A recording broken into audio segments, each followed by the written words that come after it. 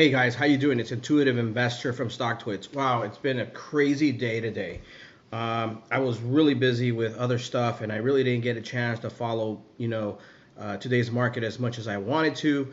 But let's get right down to it because this is going to be a very fluid, just very spontaneous video update about IQ. The first few minutes of it will be about IQ, and then I'll expand a little bit more globally.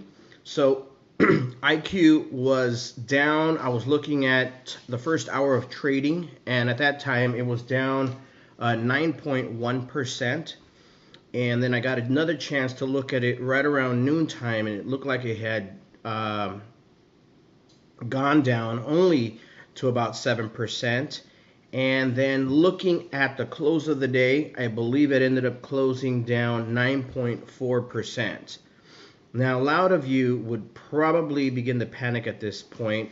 I myself was looking at this all weekend and kind of really trying to figure out where this was going to end up. Yesterday, I had speculated right around 6%, anywhere from 3%, since it'd been down 6.5% on Friday.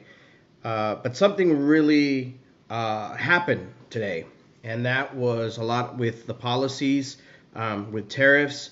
Those kind of threw a curveball, not only to IQ, but all across the board globally.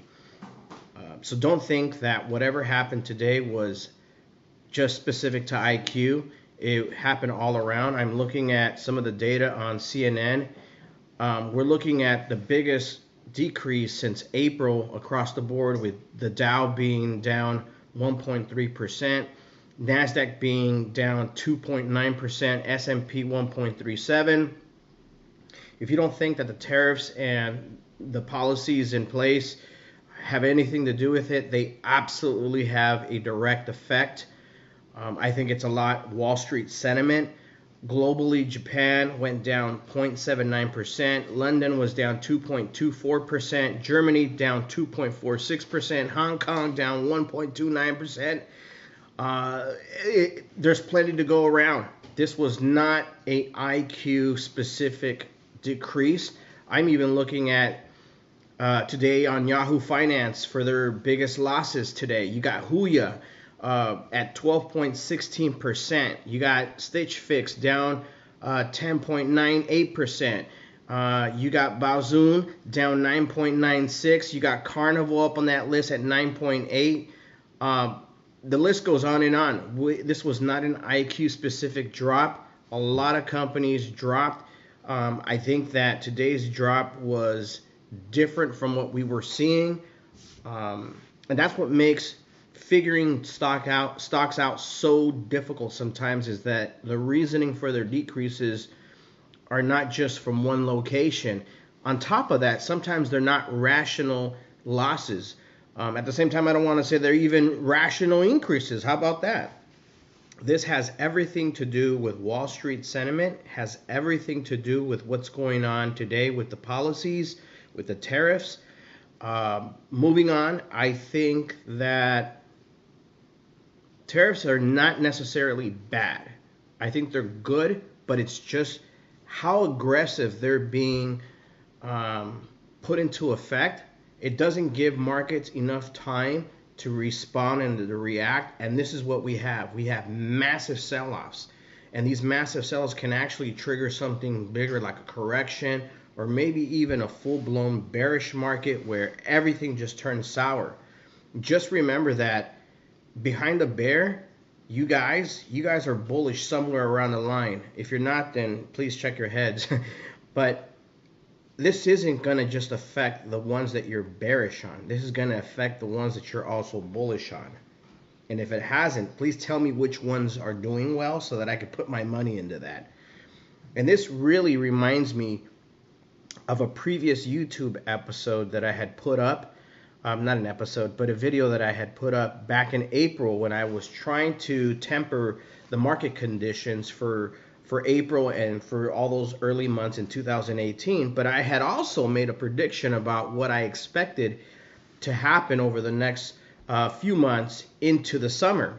And if you look at that video, you'll see that right around the 9th minute, I began to talk about what to expect leading into the summer. And what I had speculated was an increase in volatility. And if the tariffs were continued and increased, depending on how they were implemented, we're going to have a direct effect on the market. With today's statement being made by Trump, and with everything that's been happening, Harley Davidson's getting ready to jump ship. I think that this has everything to do with what I had talked about in April. So here's what I would recommend. Go online, visit whatever websites you need to, because knowledge is power. I know that I follow different people. I go online and I do my due diligence. I try to feel out whatever Wall Street sentiment is at. I think if I look at TVIX, that thing exploded. I think it was up like 35%, something ridiculous. And when the market becomes volatile, or when stocks or when the market turns sour, that goes up. So that's an indicator of what's happening, not only here, but just globally. What I would do is try and look at the bright side of these things, because fundamentally, nothing has changed with the majority of these companies. Nothing has fundamentally changed in terms of how they're doing business or how they're operating. This is just more like the noise and just the sentiment. The tariffs, for example, I keep talking about the tariffs because that's the biggest thing. There's companies that are not even affected by the tariffs and are not even going to be affected, but somehow they're still dropping. Why is that?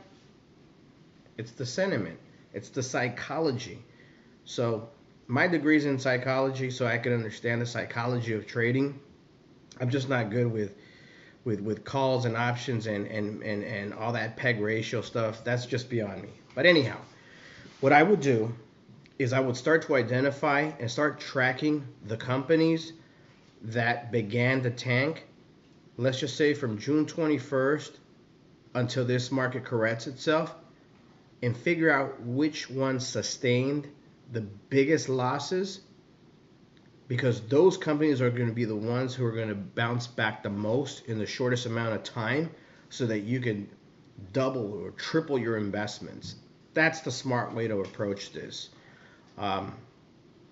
Other than that, if you have any questions, comments about today's update, feel free to message me. I think I'm going to continue to follow this closely. I might end up just doing a more expansive analysis of the climate of the market, just what I had done back in April. And just remember, check out that video that I had in April where I'm analyzing the health of the market.